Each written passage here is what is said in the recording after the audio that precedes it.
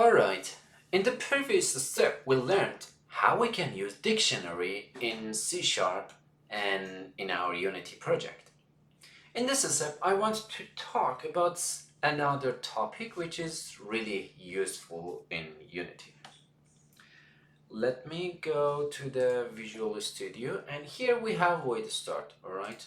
And we have something like a public void print my message, right? And when we say print, how can I say, hello, right? And after that, I want to add another print for say, my name is Abu Fazl, right?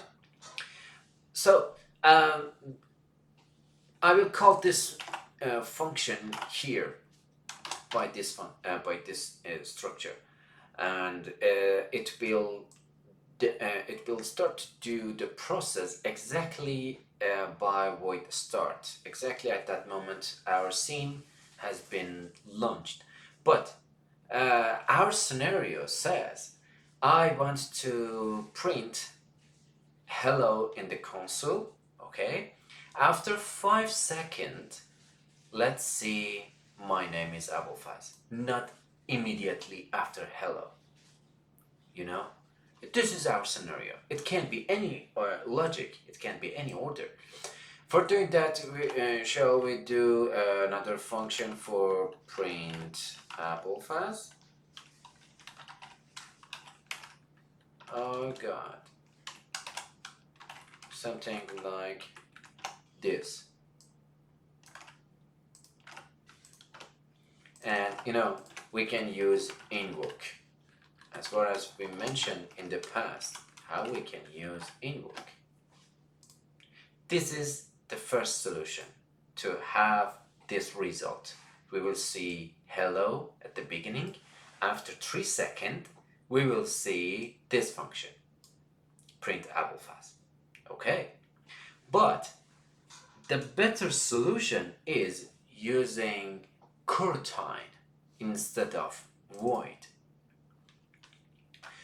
Let me return this guy here and remove this part. I will call, instead of public void, say enumerator print my message.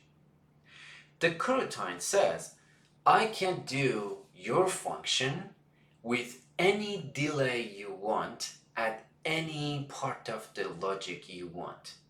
Okay, how? We can use in the enumerator we should have yelled. Without yelled, our function is wrong. Look at this, we have an error. We need to return something.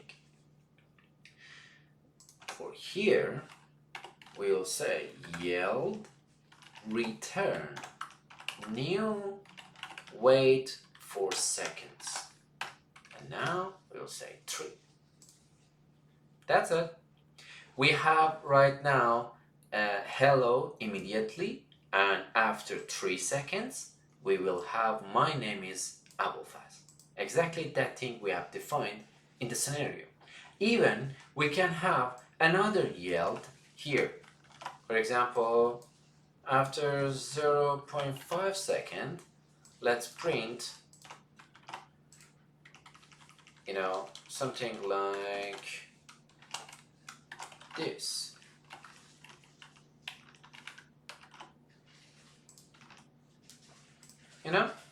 That's it. We can define several yells and wait for seconds. Instead of wait for seconds, we can say wait for frame, wait for wait until.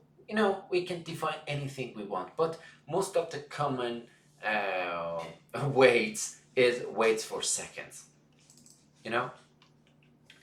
Even in the enumerator and Coroutine, we can define a loop whenever we have a loop, we can call this function again and again and again and simulate a void update by Coroutine.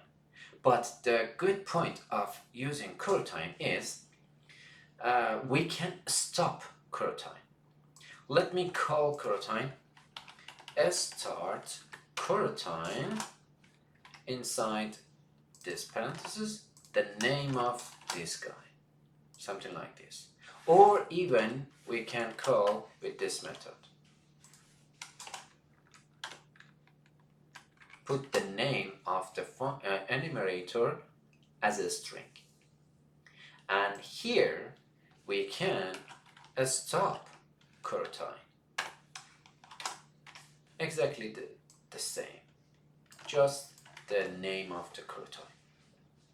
So let me do a loop, for example.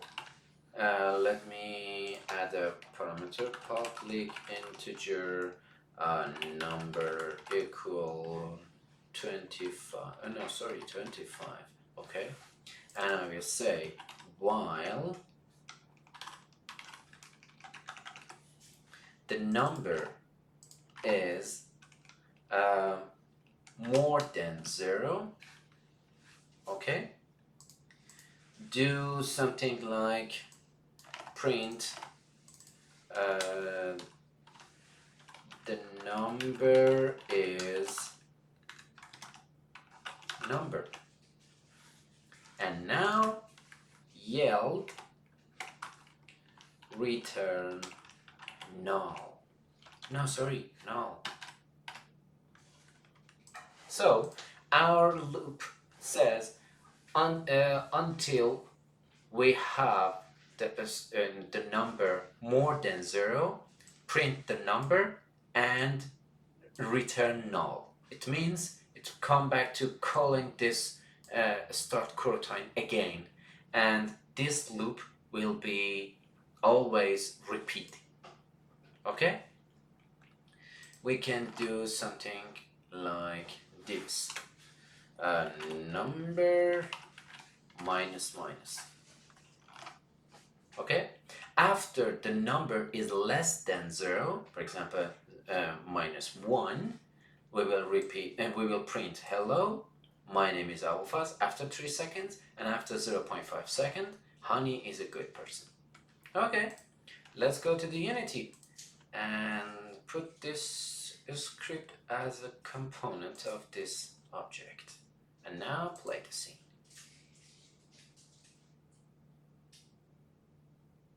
Look at this, it worked.